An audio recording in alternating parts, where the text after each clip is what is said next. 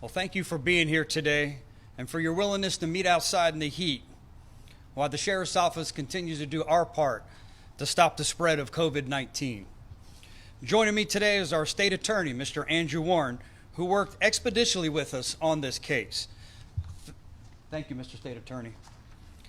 And a religious leader from our community who's committed to public safety and the welfare of his congregation, Bishop Thomas Scott. Bishop Scott, thanks for being here today with us. We're living in unprecedented times right now. So many people have lost their jobs, are under stress, and looking for some sense of calm and normalcy. I believe there's nothing more important than faith during a time like this. And as a sheriff's office, we would never impede someone's ability to lean on their religious beliefs as a means of comfort. But practicing those beliefs has to be done safely. Last night, I made a decision to seek an arrest warrant for the pastor of a local church who intentionally and repeatedly chose to disregard the orders set in place by our president, our governor, the CDC, and the Hillsborough County Emergency Policy Group. His reckless disregard for human life put hundreds of people in his congregation at risk and thousands of residents who may interact with them this week in danger. Since last Friday, March 27th, the Hillsborough County Sheriff's Office has been in contact with leaders at the River of Tampa Bay Church. We received an anonymous tip that Pastor Dr. Ronald Howard Brown refused request to temporarily stop holding large gatherings at his church. And instead, he was encouraging his large congregation to meet at his church. Pastor Howard Brown's actions were a direct violation of Executive Order 20-5, which went into effect on March 20th, limiting gatherings, including faith-based gatherings, to less than 10 people. He was also violating a Safer at Home order, which went into effect on March 27th, advising Hillsborough County residents to remain in their homes as much as possible to create greater social distancing and reduce the spread of COVID-19. On Friday, and again on Sunday, Sheriff's Office personnel and legal staff spoke with attorneys representing the church in an attempt to educate them on the dangerous environment they are creating for their members, our community, and explain why they were in violation of these orders. Additionally, members of our command staff personally went to the church to attempt to speak with Pastor Howard Brown, who did not make himself available, but was advised by church leaders and his legal staff that they were once again refusing to cancel the Sunday evening church service. The River at Tampa Bay Church has an advantage over most places of worship, as they have access to technology, allowing them to live stream their services over the internet and broadcast television for more than their 4,000 members to watch from the safety of their own homes. Instead, they encouraged people to come and gather at church, even provided bus transportation for the services. This pastor held not one, but two large services on Sunday, one at 9:30 a.m. and another at 7 p.m. Because of the reckless disregard of public safety, and after repeated requests and warnings, I worked with our state attorney, Andrew Warren, to obtain a warrant for unlawful assembly and violation of public health emergency rules, both which are second-degree misdemeanors. Again, our goal here is not to stop anyone from worshiping, but the safety and well-being of our community must always come first. At this time, I invite our state attorney, Andrew Warren, to make a few comments. Mr. Attorney? Good afternoon. First, let me thank Sheriff Chronister and his executive team for handling this situation promptly and appropriately.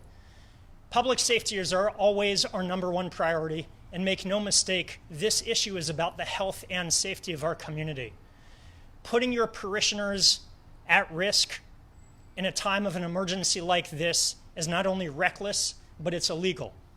If you're violating the safer at home order, law enforcement is going to direct you to stop. And the order is clear that it's intended to promote compliance, not punish noncompliance. But where people are refusing to obey law enforcement in this regard, you risk being arrested and prosecuted. I'd like to note that I think it's unfortunate that the pastor here is hiding behind the First Amendment. One, it's absolutely clear that emergency orders like this are constitutional and valid. Second of all, leaders from our faith-based community across this country have embraced the importance of social distancing. They've encouraged their congregations to practice social distancing for their own health and to slow the spread of COVID-19. Lastly, I'd remind the good pastor of Mark 12:31, which says there's no more important commandment than to love thy neighbor as thyself. Loving your neighbors is protecting them, not jeopardizing their health by exposing them to this deadly virus.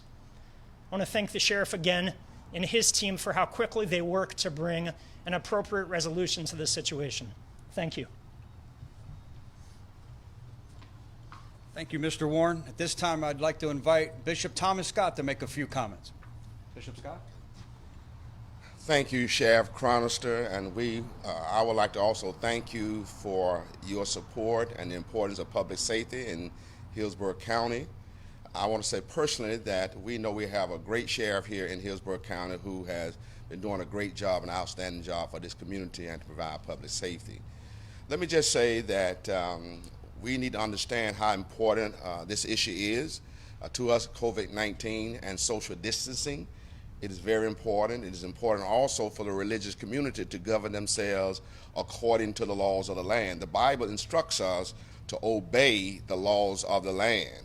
Secondly, Jesus says, if you're compelled to go 1 mile, go 2.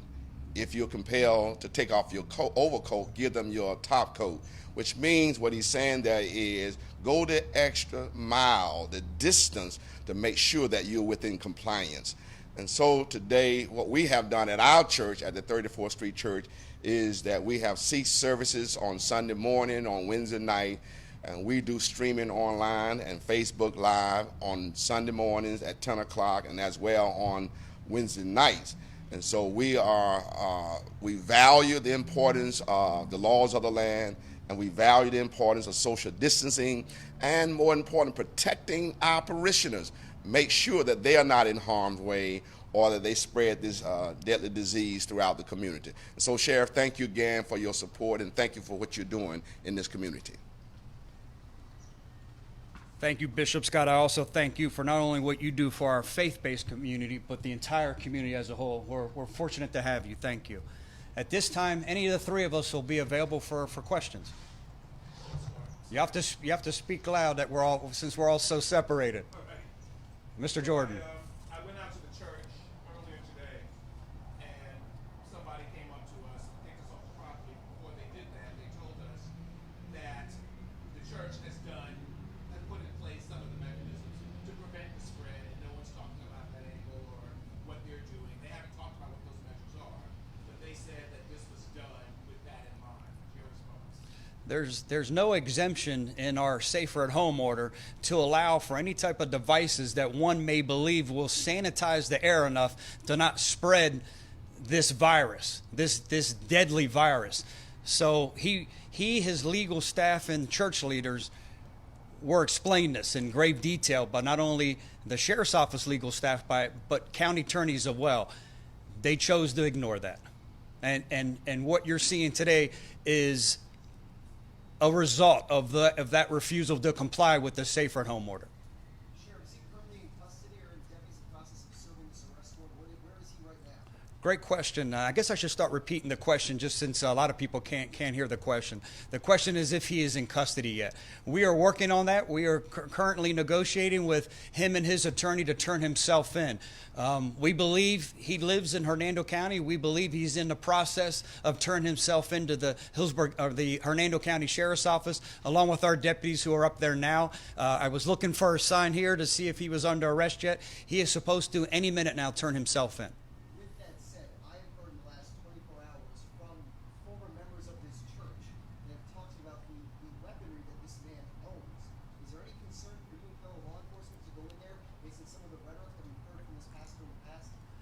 Yeah, the question is there any concern based on the rhetoric that's been made public about his arsenal of weaponry that he holds? Not only is it the weaponry that he has, he also has a vast security force that he has deployed. So hence why we didn't serve the warrant. The state attorney did a phenomenal job of getting us the warrant that we needed for officer safety reasons. It's the reason why we didn't storm the church and arrest him in front of his 500 parishioners who were gathered yesterday morning or evening. We wanted to be smart about this as well for officer safety, from an officer safety perspective. So hence why we're allowing him the opportunity to turn himself in. If he doesn't, then we're going to be forced to be police officers and go get him. And at that point, law enforcement's highly trained and will handle it appropriately. Are you aware of some of the rhetoric he's put out just about this virus in general? How much research have deputies done the last few days? And he's really been putting out a message that this is no worse than the flu, things like that. Has that been part of the investigation as what he's been preaching to his community? Yeah, correct. The question is about the rhetoric also that he's been putting out about the COVID-19 virus is made up. It's a hoax and that it's no more serious than the flu. I think you can look at the quick spread of this virus, how deadly it is, and understand the importance of why these precautionary measures, these aggressive precautionary measures needed to be taken by the emergency policy group to protect the safety and reduce the spread of this virus. He retweeted me just now when I was talking about the arrest warrant. And his previous tweets, he retweeted someone else and he said, okay, now go after Walmart and Lowe's and Home Depot. Those are places, devil's advocate, if I may play that, where people gather in large groups as well. Can you talk about the distinction between those two and the churches? Yeah, the question is, you just received a tweet from him saying that he's an essential business, and that's just not the case. And again, our legal staff explained that to him. Our command staff, our executive staff, our chief deputy went to meet face to face. It was that important to us to try to emphasize the education phase of this safer at home order. We did everything we could to explain that there's a difference between gathering for a place of worship and getting those essential services and needs that we warrant each and every day. Sheriff, he didn't act alone yesterday. There were, it appeared to be hundreds of people in that church. Are you prepared to do something if they decide to congregate without him? Have you talked with elders, or what's the process next step, even if he does turn himself in, Yep. with respect to that church continuing? Yeah, the question is, what do we do next week when 500 people gather at the church? We're hoping that this serves as a deterrent. Shame on this pastor, their legal staff, and the leaders of this church for forcing us to do our job. That's not what we wanted to do during a declared state of emergency. We are hopeful that this will be a wake-up call for him, his legal staff, and his entire leadership at the church. We're also hoping that the congregation realizes the importance of reducing the spread of this virus and stays at home and doesn't get in a bus filled with a lot of people to go to service. How about the parishioners themselves and how responsible they are for their own safety? Well, again, I hold the pastor responsible. I think as the shepherd, the flock will follow them. They have a lot of faith. When you look beside me now that Pastor Witten has arrived and Bishop Scott, they do such a phenomenal job with our faith-based community in these great dire times of need. It's a shame that someone has taken advantage of this. For whatever reason, I just don't understand it. The only reason I can see is it's a reckless reason to put your parishioners in jeopardy. Any other questions? Thank you. Thank you, Sheriff. Thank you, and all of us will be available afterwards if you need an interview.